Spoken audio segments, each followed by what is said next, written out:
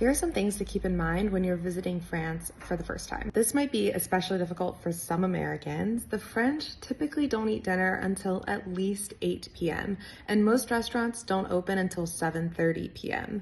This means that you're going to be very hungry if you're used to eating around 6 or 5:30. It is very popular in France to eat a goûter around 4:30 p.m., so your afternoon snack. And usually it's something sweet like a biscuit, a croissant, a pain au chocolat, banana, fruit, anything. And I do recommend that you do this too so that you don't get hungry at 6 p.m. and have nowhere to eat.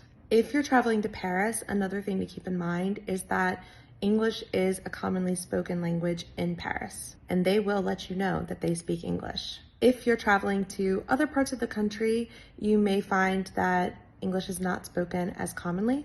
I do recommend that you keep a Google Translate app or another type of app that will allow you to translate English to French and French to English so that you can easily communicate with the people that you meet. Another random tip, the French are on 24-hour time, so that's military time, not on the 12-hour time schedule that Americans are on.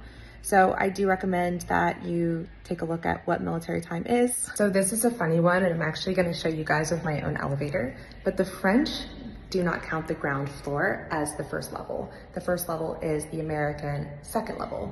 Let me show you what I mean. Here you can see this is the ground floor. This is the first floor.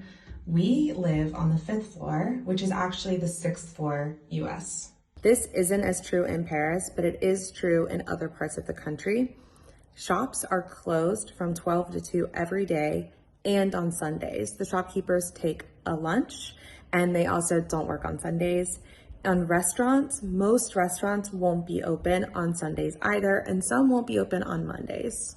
And this last one is true in France, but also in most countries in Europe, but most waiters and servers are paid a living wage, and it is not common to tip.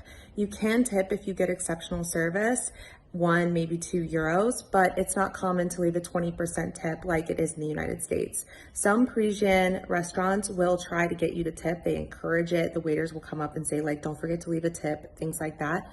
You do not have to feel obligated to leave a tip at all. These are my essential tips to visiting France and Paris.